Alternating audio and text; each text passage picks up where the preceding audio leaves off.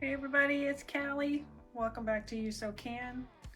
Today we're going to discuss why we press our fabrics before we cut it out, before we sew it together, because wrinkles, obviously. And also, wrinkles also kind of tend to mean shrinkage, and shrinkage is bad, at least in this situation.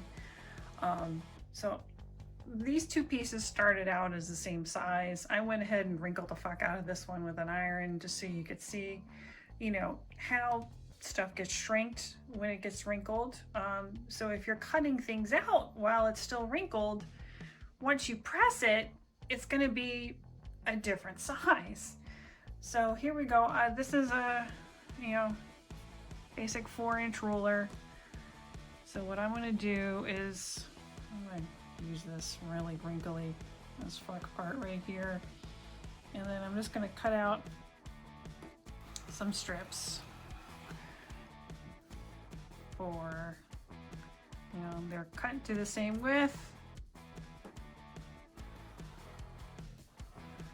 And I know that's moving because I'm a little not left-handed. So, but y'all get the idea.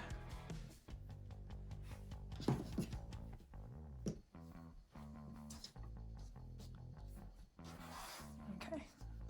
Well, let me straighten this up. Just because, oh, you let it move. And it was doing that, so here. Go ahead and switch around to being right-handed. Shit doesn't move. Weird. Okay. So I'm going to take this one over to our trusty iron, press it out, and we're going to see if there's a size difference. Okay, so we're here at the old trusty ironing board. Here's our color wrinkled piece. Gonna steam it. There's some steamage.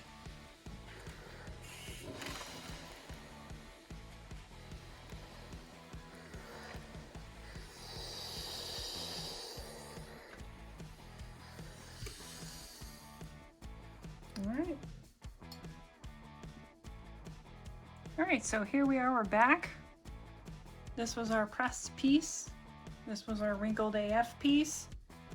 As you can see where it was really fucking wrinkled and where we cut it out even twice just to make sure, we ended up with this jaggedy crap over here. And then even still, it's still a little wrinkly over here. But we don't want this. You just want to have one line and be done, not have to go back and fix your shit all over again. So it ends up being double work when you don't press. You gotta like cut and then recut, and then who the fuck wants that crap? So now I'm gonna go back and take this piece. I'm probably gonna wrinkle it up a little bit more, and then I'm gonna sew it to this piece and show you why we don't want to do that, because we don't want to trap wrinkles in our seam. All right, so here we go. We got really fucking wrinkled piece, really the pressed piece, and we're just in a hurry, so we're just gonna go ahead and sew and shit without really looking at it, feeling it, whatever. And we're just like, okay, I gotta sew this crap.